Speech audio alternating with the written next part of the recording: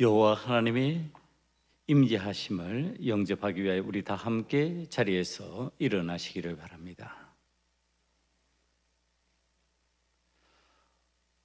오늘 여호와 하나님께서 우리의 예배를 받으시기 위하여 이 시간에 임재하시고 우리는 신령과 진정으로 예배 드리기를 원하니 이 시간에 다 함께 조용히 묵상으로 기도드립니다.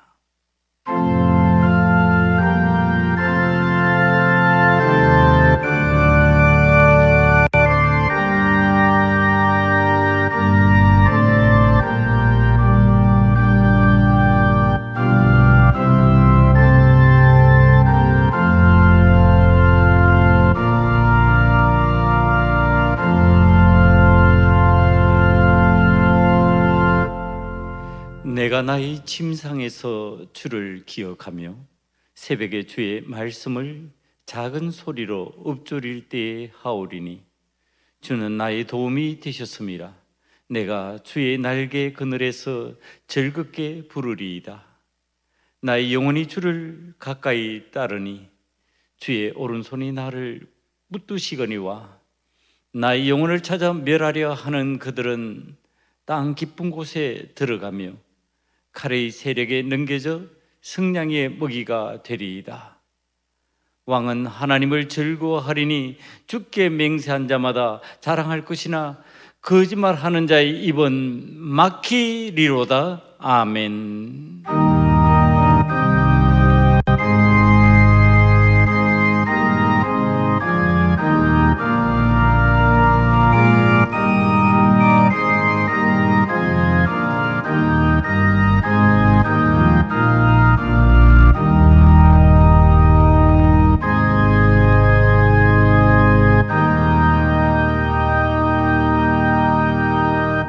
함께 사도신경으로 신앙 고백하시겠습니다.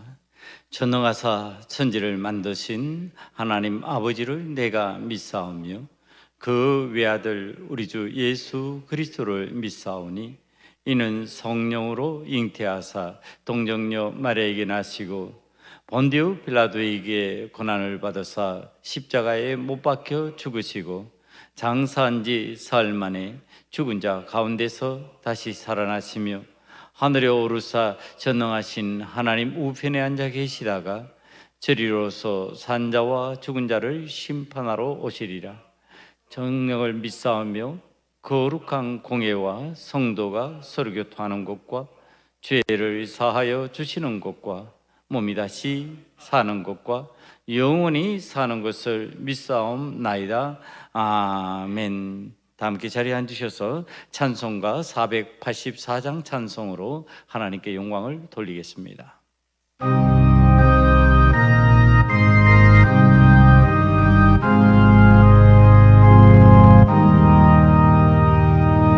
내 맘에 주여 소망 되소서. 주 없이 모든 일 헛되어라. 밤에나 낮에나 주님 생각, 잘 때나 깰 때 함께 하소서. 지혜의 주여 말씀하로서 언제나 내 안에 계십소서. 저는 내 아버지 나는 아들, 주 안에 내가 늘 함께하네. 세상의 영광 남 보여도 언제나 주님은 나의 기여. 주님만 내 맘에 계시오.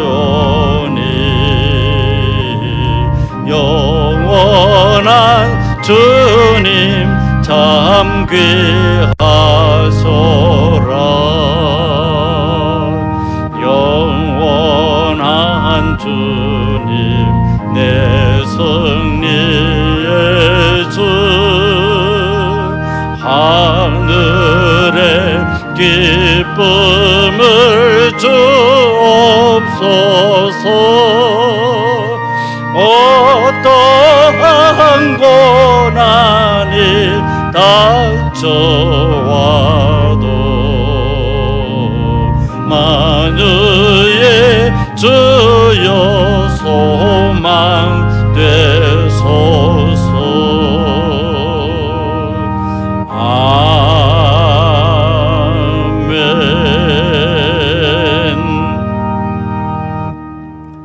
이 시간에 우리 모두 무리 숙여 지나간 한 주 동안의 삶을 돌이켜보며 참회의 기도를 하나님 앞에 드립니다.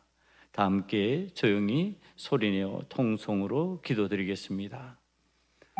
아버지 하나님, 하나님 앞에서 우리들의 삶은 거짓된 것이 하나님의 영광을 가리기에 너무나도 적합한 것이 많았습니다.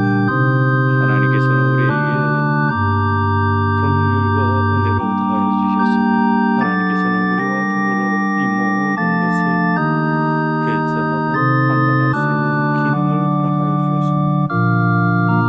하나님의 자녀된 권세로 능히 세상을 이기는 자가 되게 만들어 주셨고 세상에서 빛과 소금으로 살 수 있는 길이 열리도록 말씀을 주셨습니다. 그러나 우리가 살아가는 방식은 말씀을 붙들고 살아가는 방식이 아니었고 세상의 숫자와 계산에 연연하는 삶의 방식이었음을 고백합니다.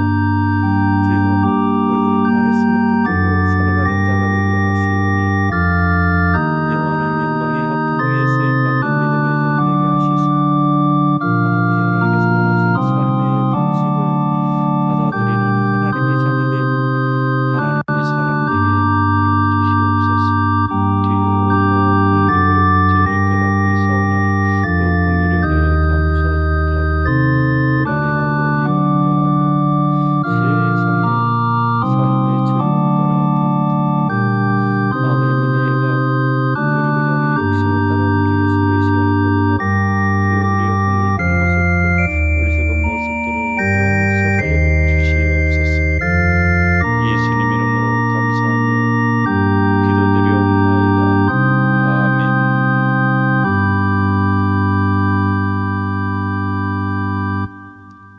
아버지 하나님께서 우리를 하나님 자녀로 삼아주시고 하나님의 자녀된 권세를 허락하여 주심으로 세상을 다스리고 지배하며 하나님 원하시는 방향으로 이끌어갈 수 있는 은혜를 허락하여 주셨으며 저희들이 그 은혜를 감사하며 살아갈 수 있는 하나님의 자녀임에도 불구하고 그렇지 못했던 순간들을 기억하며 이 시간에 참회의 기도를 드립니다.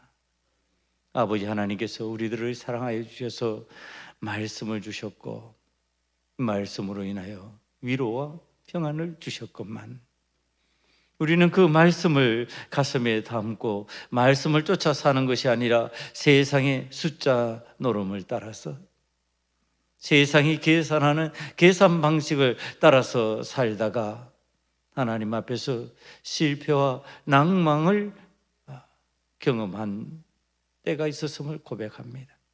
아버지 하나님, 우리의 허물진 이 모습들을 하나님 앞에 내어놓고 이 시간에 참회하며 기도하오니 주여 우리들을 소생시켜 주시사 아버지 하나님의 말씀을 쫓는 자가 되게 만들어 주시옵시며 말씀을 의지하고 하늘의 평안을 누리는 자가 되게 만들어 주시옵소서. 세상의 염려와 근심 속에 함몰되어 가는 자가 아니라 아버지 하나님 나라에 하나님의 의를 바라보며 믿음으로 일어서는 자가 되게 만들어 주셔서 선으로 악을 이기는 자가 되게 만들어 주시며 능히 세상을 이겨나가는 그리스도인들이 되게 만들어 주시옵소서. 세상에서 일어나는 수많은 사건 사고 속에서 불안해하며 염려하지 않기를 원합니다. 세상에서 일어나는 그 많은 일들을 경험하면서 하나님 앞에서 낙심하지 않기를 원합니다.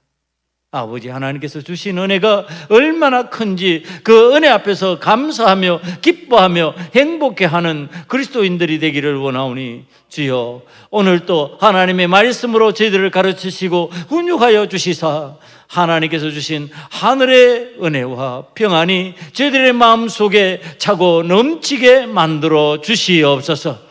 그래야 해서 코로나19의 시대를 살아가는 하나님의 자녀들이 세상 속에서 불안해하고 염려하지 않기를 원하며 하나님께서 주신 평안으로 인하여서 하나님 앞에 기뻐하며 감사하며 하나님의 영광을 드러내는 삶을 살 수 있는 용기가 생기게 만들어 주시옵소서.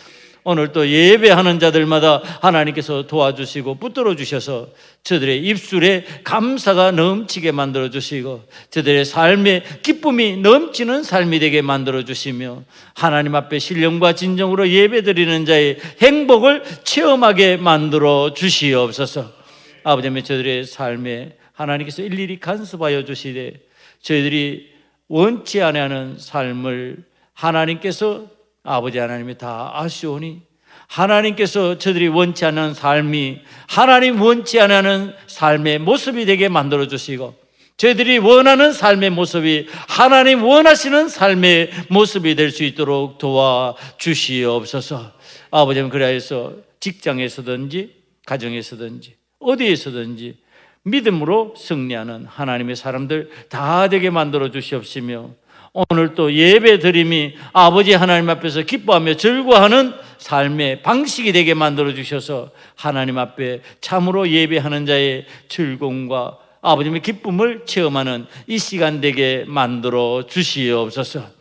우리의 예배를 받으시고 예배하신 하늘의 복으로 충만케 만들어 주시기를 소원하며 예수님 이름으로 감사 기도 드리옵나이다. 아멘.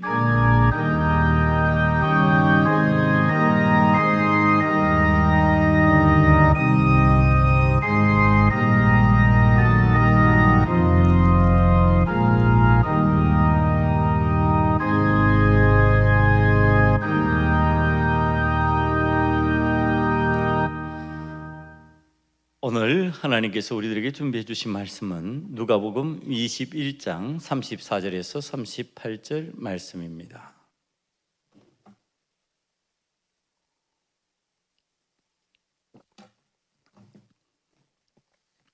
누가복음 21장 34절에서 38절 말씀 찾으셨으면 한 절씩 교독하시겠습니다. 너희는 스스로 조심하라. 그렇지 않으면 방탕함과 술 취함과 생활의 염려로 마음이 둔하여지고 뜻밖의 그날이 득과 같이 너희에게 임하리라.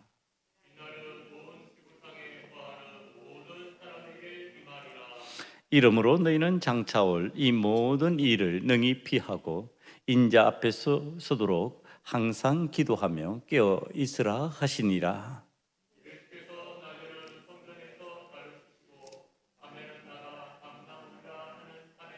다 함께합니다. 모든 백성이 그 말씀을 들으려고 이른 아침에 성전에 나아가더라. 아멘. 오늘 이 말씀 가지고 하나님께서 우리들에게 주신 말씀의 제목을 함께 나누기를 원합니다. 신앙인의 삶에 덫이 있습니다. 다시 한 번 더 해볼까요? 신앙인의 삶에 덫이 있습니다. 신앙생활을 하면은 다 괜찮아. 그렇게 생각하면서 살아가는 신앙인들이 꽤 많이 있습니다. 어떠한 일을 해도 하나님께서 우리를 도와주셔, 우리와 함께 하셔. 그렇기 때문에 나는 괜찮아. 이게 어리석은 생각입니다. 신앙인의 삶에 덫이 있기 때문에 이 덫을 이겨내지 못하면은 하나님의 은혜가 임함에도 불구하고 하나님의 은혜가 되지 아니하고요, 내 삶에 기쁨이 되지 아니하고 내 삶의 실패와 낙심이 찾아오게 된다고 하는 사실, 그 말씀을 가르쳐 주심으로 우리가 이 종말의 때에 하나님께서 우리를 언제 부르실는지 알 수 없는 이때에 하나님께서 기뻐하시는 방법으로 살아가면서 신앙인이 삶의 덫에서 벗어나야 되겠다라고 하는 말씀을 오늘 우리에게 들려주실 것입니다. 우리에게 덫이라는 것이 어떻게 다가오는지 알려주는 이야기가 있습니다. 근데 이게 이런 일이 안 일어날 건데 생각하는데 일어나는 겁니다. 2019년 9월에 일어난 일이라고 알려져 있습니다. 한 미국 남성이요, 여자친구에게 청혼하러 바닷물에 들어갔다가 익사했다고 미국 CNN 방송 등이 보도한 적이 있는 내용입니다. 내용을 살펴보니까 루지애나주에 사는 스티븐 웨버라고 하는 남성이 여자친구와 함께 아프리카 동부 탄자니아 해안에서 약 60km 떨어진 펜바섬의 해저 호텔로 여행을 했습니다. 해저 호텔이니까 호텔이 바다 속에 있다 이 뜻이겠죠. 수심 약 10m 위치에 고정된 특별한 객실 속으로 그들이 들어갔습니다. 특별한 숙소를 찾을 만큼 이 웨버는 특별한 방식으로 결혼 프로포즈를 하기로 마음먹었습니다. 좀 특별하게 결혼 프로포즈를 해서 내 여자친구를 즐겁게 해줘야지, 이런 생각이 있었던 것 같습니다. 그는 여자친구를 객실에 남겨두고 혼자 바닷속으로 뛰어들었습니다. 고글과 물갈퀴를 착용한 채로 물속에 들어간 그는 비닐에 싼 종이 한 장을 객실 유리창을 통해 여자친구에게 보여줬습니다. 종이에는 내가 얼마나 당신을 사랑하는지 다 말할 수 있을 만큼 오래 숨을 참을 수는 없지만 난 당신의 모든 것을 사랑하고 매일 더 사랑해라고 쓰여 있었습니다. 이어서 웨버는 이 종이를 뒤집어서 나랑 결혼해 줄래? 라는 문구를 보여줬고 바지에서 결혼 반지도 꺼내 보여줬습니다. 이 모든 과정을 여자친구가 그 호텔 객실에서, 그 바다속 객실에서 이제 사진 촬영을 하고 카메라에 담고 있는 거죠. 가장 설레고 가장 행복해야 될 이 순간이 순식간에 비극으로 바뀌어 버렸습니다. 웨버가 바다 속에서 빠져나오지 못하고 숨을 거둔 겁니다. 여자친구가 이렇게 표현합니다. 우리 생애 최고의 날은 최악으로 바뀌었고 상상할 수 있는 한 가장 끔찍하게 운명이 뒤틀리고 말았다. 그러면서 그는 우리가 지난 며칠 동안에 가장 멋진 버킷리스트, 죽기 전에 해보고 싶은 내용들을 적은 목록을 실천할 수 있었다는 것과 마지막 순간에 함께 행복했다는 걸 위안으로 삼겠다고 덧붙였다, 이렇게 나와 있습니다. 인생에 있어서 가장 행복한 순간 중에 하나잖아요. 결혼을 청혼할 당시의 그 마음, 그 삶의 상태. 그런데 죽음의 덫을 예상하지 못한 비극이 찾아온 겁니다. 그냥 아주 단순해요. 위험할 수 있다. 바다 속에서 호흡을 하지 못하면 죽을 수 있다라고 하는 건데 일상적으로 다 알고 있는 거거든요. 근데 나는 괜찮을 것이다. 나는 그 덫에 걸리지 않을 수 있어라고 하는 것에서 이런 모험을 하게 된 것이고, 이 모험이 결국은 죽음이라고 하는 비참을 경험하는 덫이 되고 말았습니다. 당신을 위한 행복한 나의 노력이 당신을 행복하게 하기 위한 나의 노력이 당신을 가장 불행하게 만드는 일이 되어버렸다. 이게 그에게 덫에 걸리는 순간에 일어난 일입니다. 그의 삶에 예상치 못했고 예견하지 못했던 일이 덧칠이어서 행복이 불행으로 바뀌어지는 순간의 내용입니다. 여러분, 우리가 이런 일들을 성경에서도 찾아볼 수 있습니다. 우리가 잘 아는 사사기에 등장하는 천하장사 삼손 사사는 들리라라고 하는 여인을 만나는 순간이 위험한 순간이라는 사실을 우리는 알고 있습니다. 그런데 이 들리라를 만나는 순간 아마 삼손은 굉장히 행복했을 겁니다. 그리고 그것을 누리는 것이 기쁨이라고 생각을 했을 겁니다. 그런데 그 일순간의 행복이 순식간에 사라지면서 위험한 순간이 되고 그는 적국의 포로가 되고 앞을 보지 못하는 장님이 되고 짐승처럼 일해야 되는 사람으로 전락해 버립니다. 그 속에 덫이 있었다는 것을 알지 못했기 때문에 그렇습니다. 신앙인이 신앙생활을 하는데 살아가면서 내가 좋다고 내가 행복을 느낀다고 그 일을 하면 괜찮냐? 안 괜찮다? 이런 얘기를 하는 겁니다. 행복을 느끼는데 내가 좋다고 생각하는데 그 속에 덫이 있느냐 없느냐에 문제가 생긴다는 겁니다. 덫은 짐승을 유혹하거나 속에서 꿰어잡는 도구의 일종입니다. 속에서 잡는 거죠. 속에서 잡는 기능을 갖고 있으니까 짐승을 잡기 위해서 지금 이 덫을 확 드러내놓고 있으면 되겠냐는 거예요. 이 덫에 들어가면 안 된다고 느끼게 만들겠냐는 거예요. 아니에요. 유혹하는데 그 덫으로 들어가게 만들려고 은밀하게 그리고 들어가도 괜찮겠지라고 하는 그러한 마음을 갖는 상황을 만들면서 이 덫이 임하는 거지요.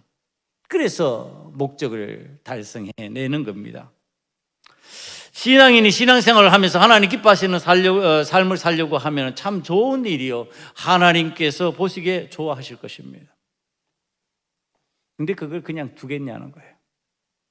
하나님 보시기에 좋은 삶을 살고 하나님 기뻐하실 삶을 살도록 그냥 이게 가는 것이냐?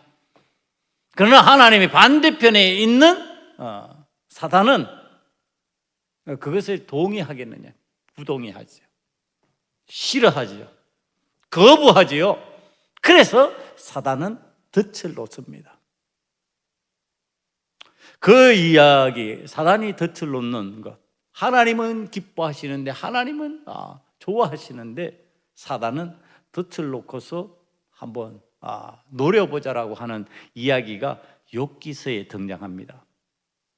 욥기서 1장 8절을 보면 여호와께서 사단에게 이르시되 내가 내 종 욥을 주의하여 보았느냐? 그와 같이 온전하고 정직하여 하나님을 경외하며 악에서 떠난 자가 세상에 없느니라.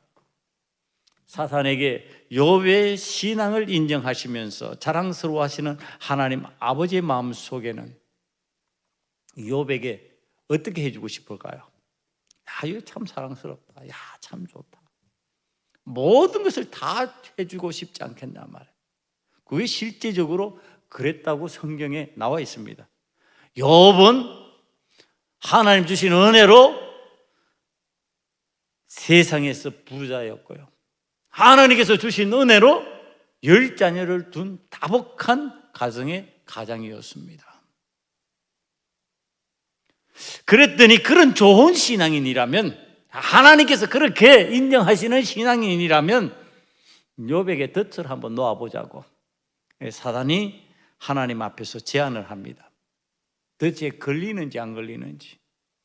그러니까 아무리 신앙생활 잘해도 우리 앞에는 뭐가 있을 수 있다? 덫이 있을 수 있다. 지금 이 이야기를 하는 겁니다.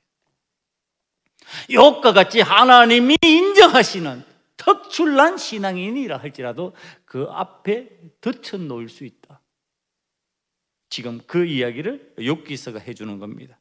자, 이 욥에게 덫이 놓이는 상황을 설명해 주는 성경 말씀이 이렇게 설명합니다. 욥기서 1장 13절 이하에 나오는 이야기입니다. 욥의 자녀들이 그 맏아들의 집에서 음식을 먹으면서 즐길 때에 욥에게 사환이 와서 보고하는 내용입니다. 소는 밭을 갈고 나귀는 그 곁에서 풀을 먹는데 스바 사람이 갑자기 이르러 그것들을 빼앗고 칼로 종들을 죽였나이다. 나만 홀로 피하였으므로.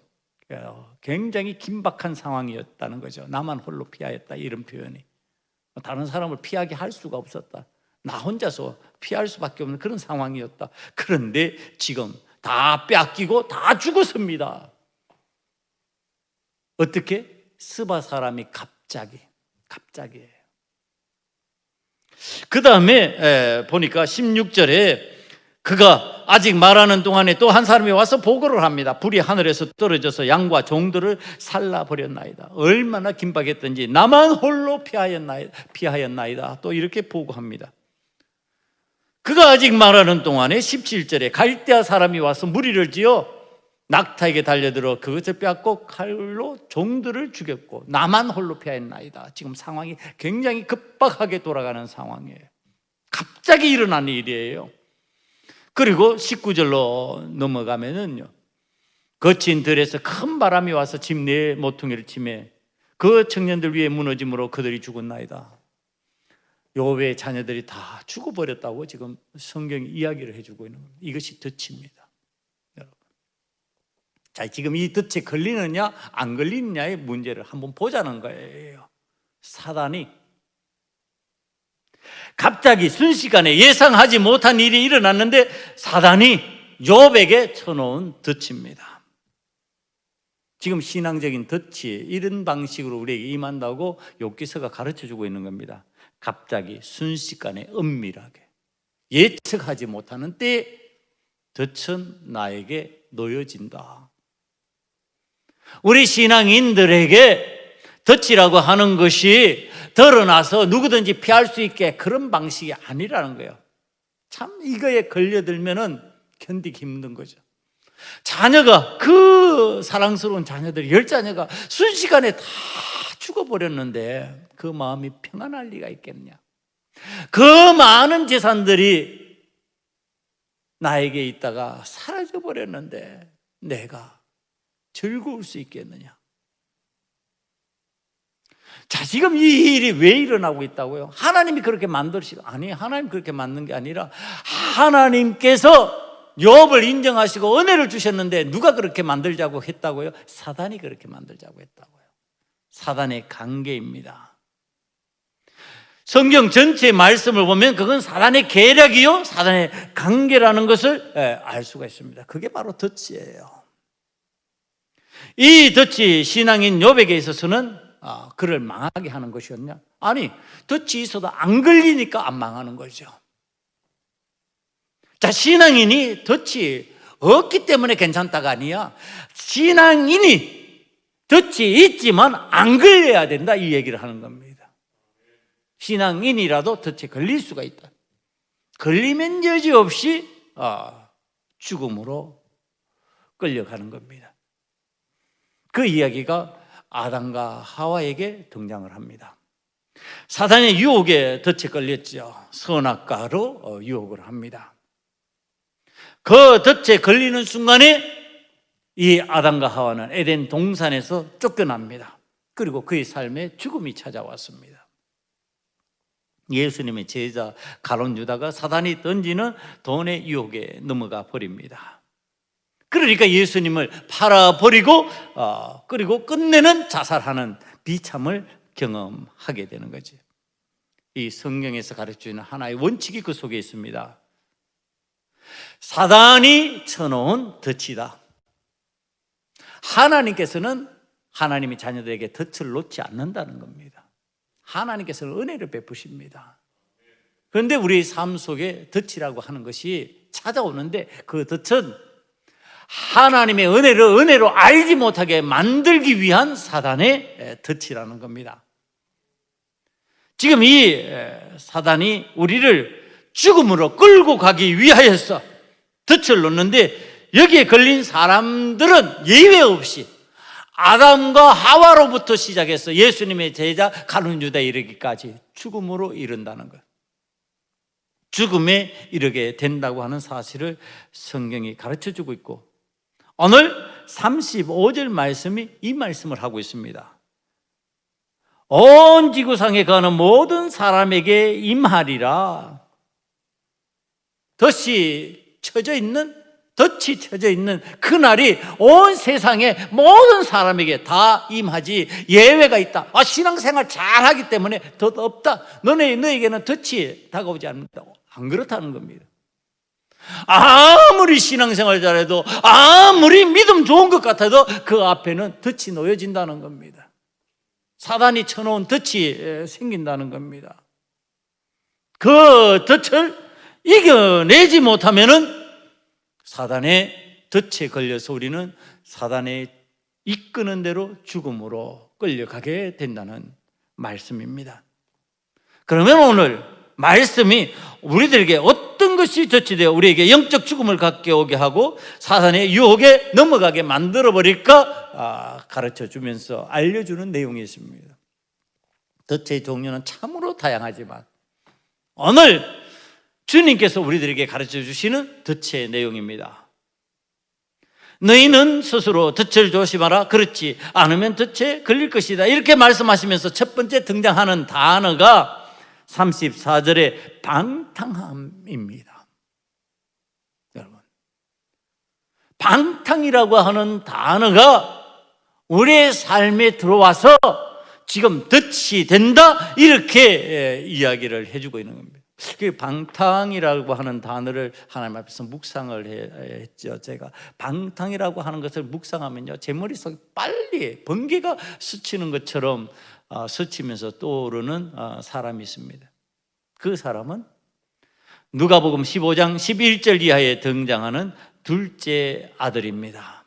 이 두 아들에 관한 이야기, 둘째 아들에 관한 아들의 이야기가 있는데, 그가 아버지에게 재산을 분기수로 나누어 달라고 그렇게 요구를 하죠. 그리고 아버지를 될 수 있는 한 멀리 떠나죠. 아버지의 눈 밖에서 벗어나려고, 아버지의 감시 밖에서, 아버지의 그 보호함을 벗어나서 마음대로 하고 싶어지는 겁니다. 그리고 아버지에게 물려받은 것을 아버지의 뜻대로 쓰지 않고 내가 쓰고 싶은 대로 써버리는 겁니다. 아버지의 방식대로 쓰지 않아요. 내 방식대로 써버려요. 그리고 그 쓴 것의 결과가 허랑방탕이라, 낭비하게 되었다, 다 소모하게 되었다, 그리고 거지같이 되었다, 이게 결말입니다. 여러분, 방탕함이란 바로 이런 의미입니다. 아버지의 유산을 받았으면 아버지의 유지를 받들어 그것을 사용해야 되는데, 이게 신앙인들의 기본 자세예요. 아버지에게 받았으면 아버지께서 원하시는 대로 사용해 나가는 거죠.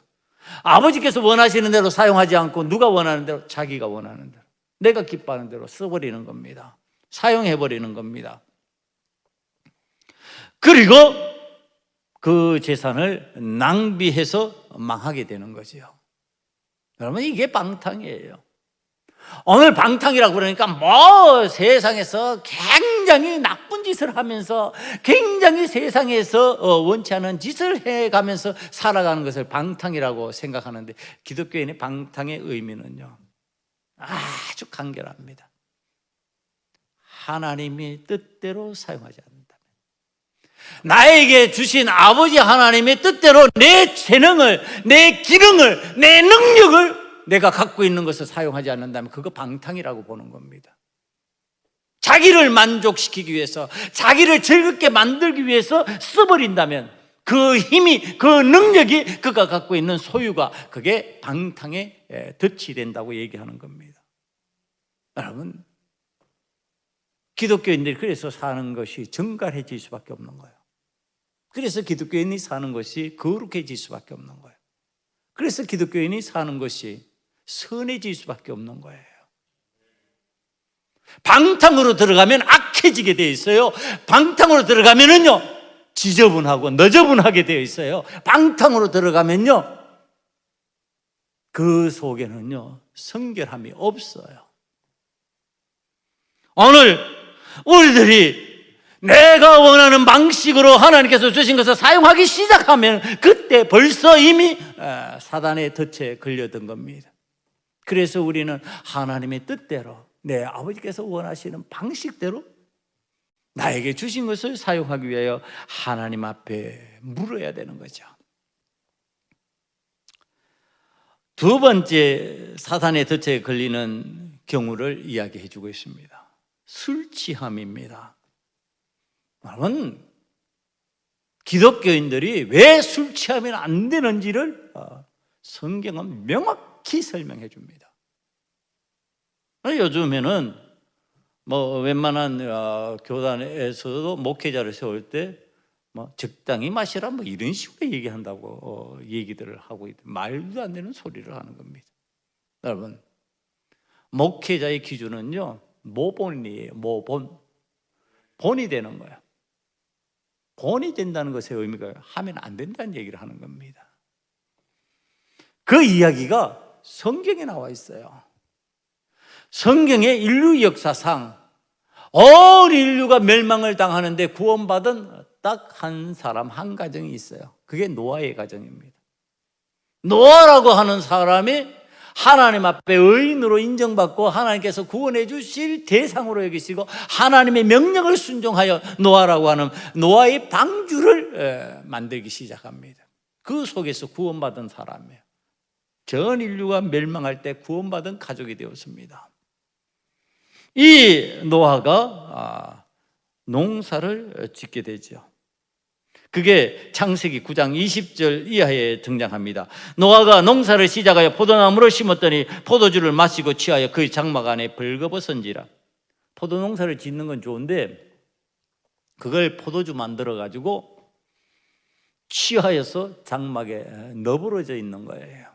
술 취한 거죠, 완전히. 그러니까 이것을 본 아들들이 이제 행동들을 우리들이 알고 있죠. 첫째 아들과 셋째 아들은 아버지의 그 모습을 알고 뒤로 돌아가서 덮어줬는데, 둘째 아들이 그 내용을 알고 흉을 본 거죠. 아버지 벌거벗었다 그러고서. 자, 이것에 대한 분노예요. 술 취한 그 결과에 대한 분노입니다. 이 노아가 얼마나 악한 모습으로 저주를 하는가 하면은요, 그 당사자 아들에게 저주를 하지 않습니다. 함에게 저주를 하지 않습니다. 함의 아들에게 저주합니다. 그게 이름이 가나안이에요. 그러니까 자신의 손주예요. 저도 손주가 있지만 손주 얼마나 예쁜지 몰라요. 이건 뭐 자녀하고 비견할 바가 안 돼요. 얼마나 사랑스러운지 몰라요. 그런데 그 손주를 향하여서 지금 하는 이야기예요. 가나안은 저주를 받아 그의 형제의 종들의 종이 되기를, 그냥 종도 아니에요, 종들의 종이 되기를 원하는 거예요. 가나안은 셈의 종이 되고 가나안은 야벳의 종이 되고, 이렇게 저주를 해요. 형제의 종이 돼요. 종이 되는 신분으로 저주를 해버립니다. 여러분, 손주를 저주한 노아예요. 뭐 때문에 그렇게 됐죠? 술 취해서 그렇게 된 거예요. 여러분, 이 술 취함의 해악이라고 하는 거, 성경에 술 먹지 말라고 하는 거 어디 있느냐? 있어요, 여러분. 이 의미입니다, 여러분. 의미를 받아들이지 못하면 우리는 말씀을 받아들일 수가 없어요. 말씀의 의미라고 하는 거. 왜 술 취하면 안 되는가? 왜 술 취하면 그 결과가 이렇게 악하게 나타나는가? 이런 비참함이 드러난가? 여러분, 술 취하면 운전하면 안 된다는데 운전하고 사람 죽이잖아요. 여러분, 술 취함의 결과예요. 결과가 그렇게 나타나는 거예요. 사람을 몽롱하게 만들고 사람의 의식이 불분명하게 만들고 사람의 기능이 떨어지게 만드는 역할이 있어요. 성적 범죄가 일어나는 많은 현장 속에는요, 거의 이 술 취함의 현상이 있습니다. 상담을 해보면 그 내용 속에 거의 들어가 있어요. 죄를 지을 때 술 먹고 죄를 범하는 경우들이 너무너무 많습니다. 세상 죄를 말해도 그렇습니다. 신앙적인 죄만 말하지 않고요, 세상 죄를 말하는 가운데서도 이 술 취함 때문에 일어나는 사람을 망가뜨리는, 그리고 순식간에 사단의 덫에 걸리게 만들어버린 기능을 갖고 있는 거, 그게 술 취함입니다. 여러분, 신앙인들은요, 술 취하지 않는 것이 마땅합니다. 그래야만 사단의 덫에 걸리지 않습니다. 그래야만 실수하지 않습니다. 그래야만 노아와 같은 잘못된 삶을 살지 않습니다. 제가 여러 번 반복해서 이야기하는 것 중에 노아의 역사가 여기에서 종결 끝이에요. 성경은 그 다음 얘기하지 않습니다. 그 다음 이야기가 없어요. 그러니까 저주하고 난 뒤에 역사 끝. 여러분, 사단이 덫에 걸린 거예요. 그가 어떤 사람인데, 하나님께서 인정하셨던 의인인데, 의인이라 할지라도 술 취하고 사단의 그 덫에 걸리면 끝장나는 거예요. 그 다음에 우리 예수님이 말씀하시는 거예요. 세 번째는 생활의 염려라고 하는 덫을 이야기하십니다. 염려하여 덫에 걸린다. 종말론적인 그날의 영적 죽음으로 몰아가는 현상 중에 하나가 염려예요. 그러면 염려를 어떤 방식으로 이해를 해야 될까? 사람이 살아가는데 염려를 과연 안 할 수가 있을까요? 염려하게 되겠죠. 어떤 방식의 염려를 이야기하는가, 이것을 생각하는 가운데 떠오른 사람이요, 제자 베드로였어요. 어떤 방식의 염려인지 한번 보시기 바랍니다. 이 제자 베드로가요, 예수님이 기적을 일으키고 예수님이 능력을 나타내시고 예수님께서 어떤 일들을 행할 때는요, 그 현장 속에 항상 있어요. 예수님이 사람을 살릴 때, 예수님을 기머거리 병자를 고치실 때, 예수님이 눈을 뜨게 하실 때, 예수님이 500여의 기적을 일으키실 때 그 현장에 항상 있었어요. 예수님 가까이 있었어요. 그런데 예수님을 멀찍이 따라가는 장면이 성경에 등장합니다. 마태복음 26장 58절은 이렇게 표현합니다. 베드로가 멀찍이 예수를 따라 대제사장의 집들에까지 가서 그 결말을 보려고 안에 들어가 하인들과 함께 앉아 있더라. 자, 지금 예수님과 함께 앉아 있는 게 아니에요. 하인들과 함께 앉아 있어요. 멀찍이 따라가다가, 이때가 언젠데? 예수님이 십자가 졌을 때, 십자가 사건이 일어날 때예요. 여러분, 신앙인들이 덫에 걸리는 순간은 십자가 사건이 일어나는 현장에서 멀찍이 떨어지기 시작할 때 덫에 걸리기 시작하는 거예요. 우리 신앙이 덫에 걸리지 않으면 예수님의 십자가에 가까이 나아가야 돼요. 예수님 십자가가 나에게 부담스러워서 멀어지기 시작하는 날, 나는 멀찍이 예수님을 쫓는 베드로의 형상으로 변합니다. 베드로가 그래서 어떻게 하죠? 예수님을 부인하고, 예수님의 구주되심을 고백했던 그가 예수님의 구주되심을, 나의 주인 되심을 부인하고, 나의 스승 되심을 부인하고, 나의 인도자 되심을 부인하고, 그러니까 지 혼자 살아야죠. 자기 혼자 살아야죠. 어떻게 할 것 같아요? 옛날 직업으로 돌아갑니다. 옛날 삶의 방식으로 돌아갑니다. 나 혼자 살아야 되니까. 옛날에 나 혼자 살았잖아요. 옛날에 주님 없이 나 혼자 살았잖아요. 그때가 언제였어요? 고기 낚는 어부였지요. 고기 낚는 어부로 다시 돌아간 겁니다. 어디로? 옛날 그 갈릴리로 내려가서. 이제는 예수님의 제자 베드로로 살 수가 없는 거예요. 예수님을 부인했는데 어떻게 살아? 자, 이 우리가 신앙적인 덫에 걸리는 순간이에요. 옛날이 더 좋았더라. 여러분, 그 이야기가 어디에서 나옵니까? 출애굽한 이스라엘 백성에서 입에서 나와요. 그때가 언제인데? 종되어, 세상에 종되어 살아가던 그 순간인데, 그게 좋았더라 이렇게 표현합니다. 내 마음에 부담이 있는 순간에, 내가 십자가를 가까이 하고 내가 하나님의 말씀을 쫓아서 살아간다는 것이 부담이 되기 시작하는 순간에 내가 멀찍이 따라가다가 끝내는 하는 일이 옛날로 돌아가자예요. 옛날이 더 좋았더라. 옛날 교회가 더 좋았더라. 옛날의 방식이 더 좋았더라. 아, 부담스러운데, 아, 힘든데. 여러분, 고개를 쩔레쩔레 흔들면서 옛날에 쉬운 방식을 찾기 시작합니다.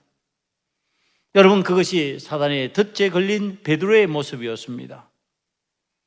아마 오늘 성경에서 가르쳐주고 있는 이 방탕함과 술 취함과 염려들로 인한 덫을 이기기 위하여서 예수님의 십자가를 따라가는 것이 염려가 되고, 그것이 내게 부담이 되는 순간에 선택한 방식, 내가 술 취함으로 정신이 몽롱한 가운데 의식 없이 내가 원하는 방식으로 내 쾌락을 위하여서 선택한 방식,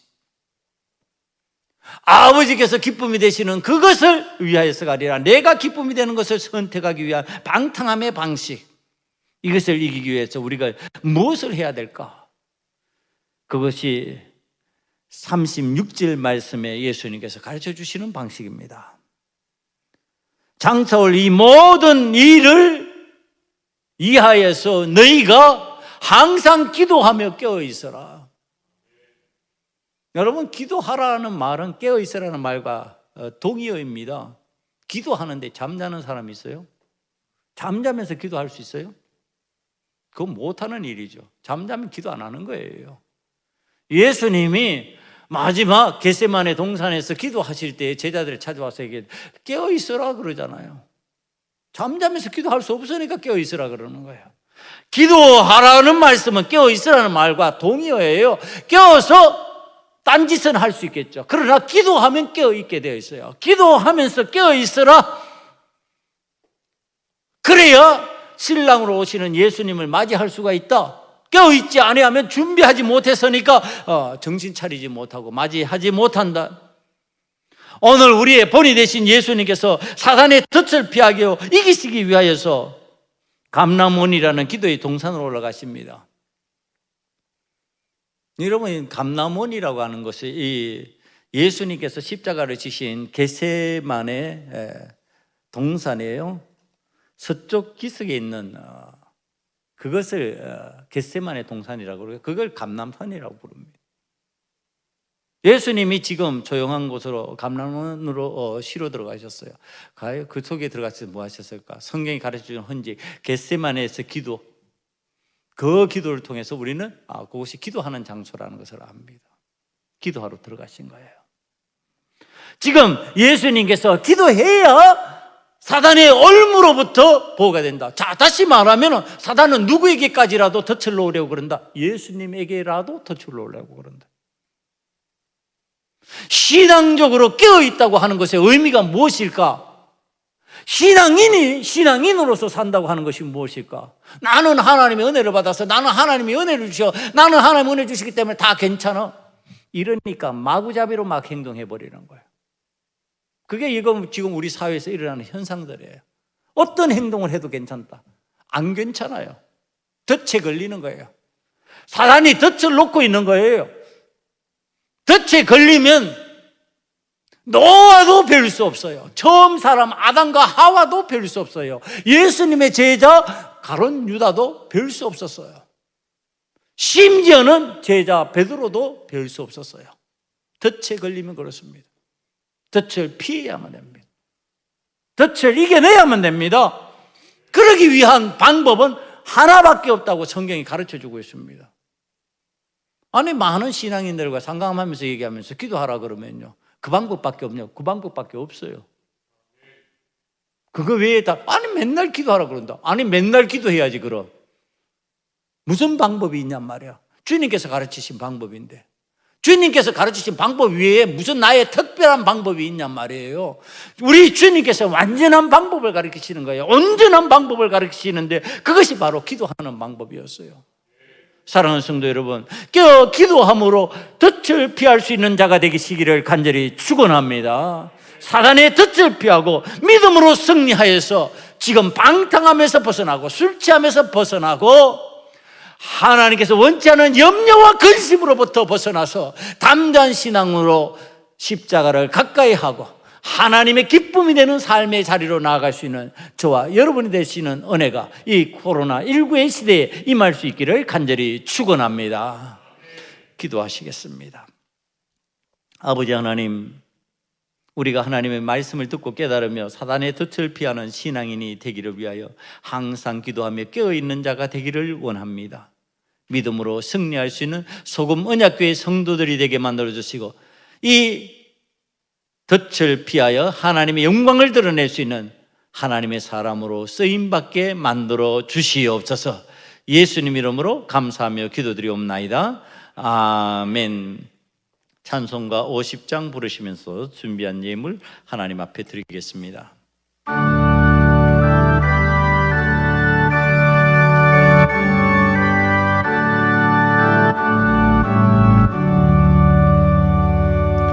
내게 있는 모든 것을 아낌없이 드리네.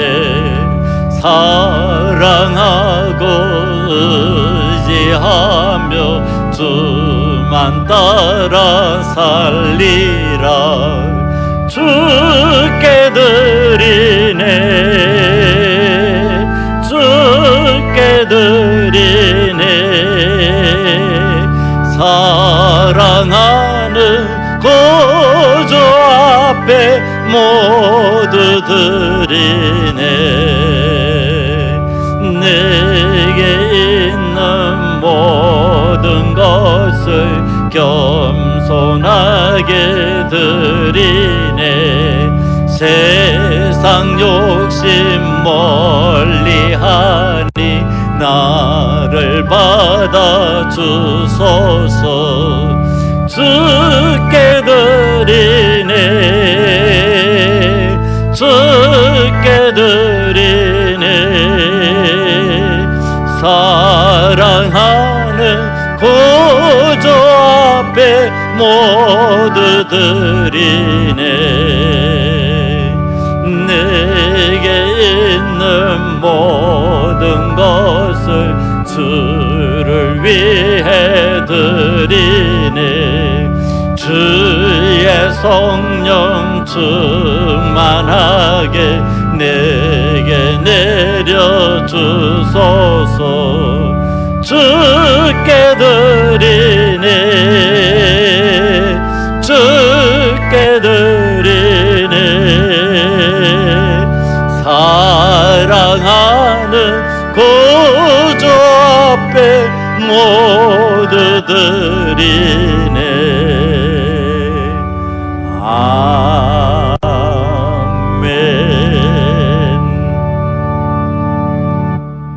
아버지 하나님, 하나님 앞에서 사단의 덫을 피하고 하나님께서 우리에게 허락하신 은혜의 때를 맞이하기를 원하는 하나님의 자녀들이 마귀가 유혹하기 쉬운 그 방식에서 벗어나서 제물을 하나님 앞에 드립니다. 이 예물 받아 주시옵시고 하나님께서 원하시는 삶의 기쁨이 넘치는 자 되게 만들어 주시며 세상의 염려와 근심에서 벗어나고 하나님의 뜻으로 승리하는 믿음의 자녀들 다 되게 만들어 주시옵소서. 그리하여 항상 드림이 기쁨이 되고 행복이 되고 감사가 될 수 있는 하나님의 자녀 되게 만들어 주시옵소서. 아버지 하나님 앞에서 오늘 또 11째 예물을 구별하여 하나님께 드립니다. 이 예물의 구별이 하나님을 기쁘시게 하는 방식이 되기를 원하며 아버지의 하나님 앞에 온전히 나를 드리는 방법이 되기를 원합니다. 아버지며 10의 1조를 구별한 그 삶에 하나님의 은혜와 긍휼이 임하게 만들어 주시고 사단의 덫을 피하여 승리하는 믿음의 사람 되게 만들어 주셔서 여호와 하나님의 영광을 드러내는 구별된 삶을 살 수 있는 은혜가 임하게 만들어 주시옵소서. 아버지 하나님 앞에 감사함으로 예물을 드립니다. 감사의 예물이 하나님 앞에 드려질 때 저희들의 삶이 감사로 넘치기를 원하오니 아버지 하나님 감사하는 자가 하나님 앞에 신령과 진정으로 예배드리며 하나님 원하시는 삶의 방식을 쫓아서 세상에서 승리하는 은혜를 체험하게 만들어 주시옵소서. 아버지 하나님 앞에 약정한 헌금을 드립니다. 하나님 앞에 약속한 거 변치 않고 믿음으로 지켜나가기를 원하는 하나님의 사람들에게 은혜를 베풀어 주셔서 저희들의 신실함이 세상을 변화시키는 은혜로 임하게 만들어 주시고, 능히 하나님의 영광을 드러내며 하나님의 뜻을 이루는 거룩함이 드러나는 삶이 되게 만들어 주시옵소서.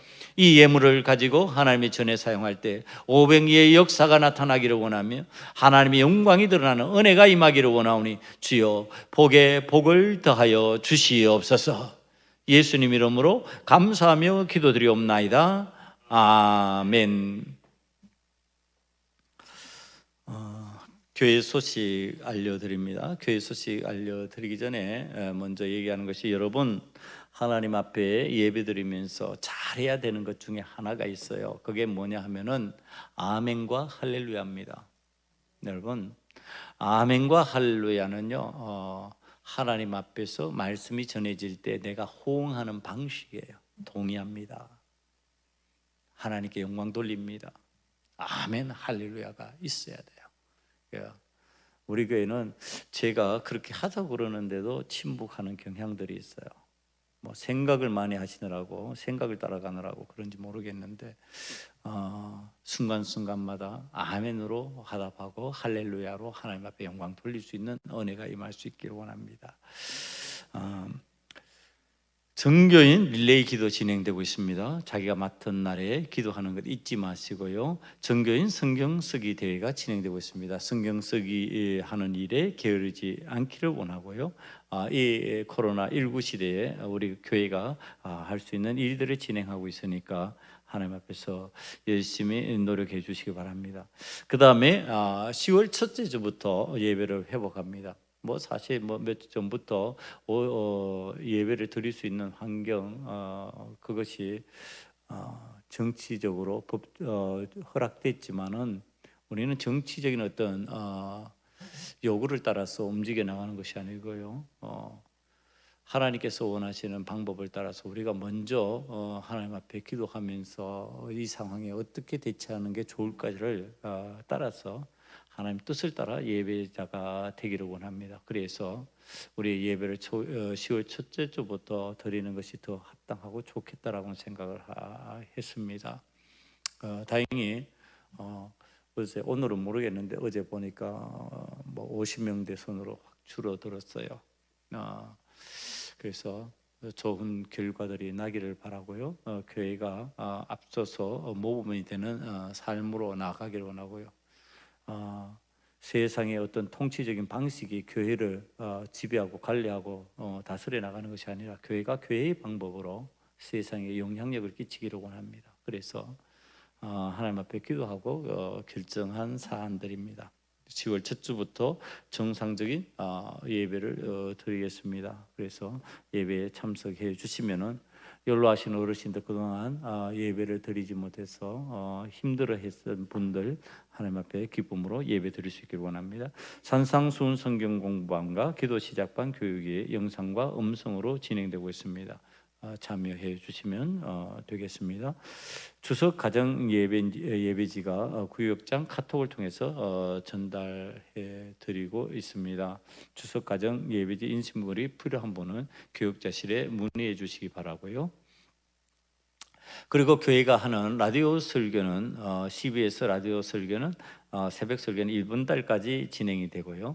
영상 설교는 CBS 방송을 통해서 계속 TV 방송됩니다. 여러분들 그렇게 아시고 앞으로는 화요일 날 낮 2시에 진행되는 CBS TV 방송에서 설교를 들으시도록 하시면 되겠고 그것을 활용하시면 되겠습니다. 다 함께 기도 드림으로 예배를 마치도록 하겠습니다.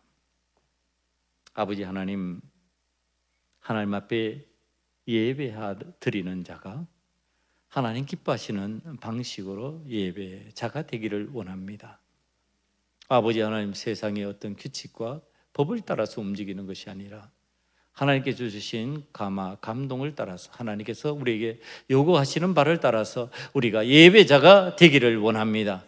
아버지 하나님 앞에 참으로 세상에 소금과 빛이 되는 영향력으로 아버님 앞에 예배하는 예배자가 되기를 원합니다. 아버지, 우리들이 하나님의 영광을 드러낼 수 있는 예배자 될 수 있도록 은혜를 베풀어 주시옵소서. 이제는 예수 그리스도의 보혈의恩寵과 하나님의 놀라우신 사랑과 성령님의 교통 역사하심의 은혜가 하나님 앞에 신령과 진정으로 예배하며 참으로 하나님 기뻐하시는 예배자 되기를 원하는 사랑하는 성도들 머리 위에, 그의 가정 위에, 삶의 현장 위에 이제부터 영원토록 함께 하시기를 간절히 축원하옵나이다. 아멘.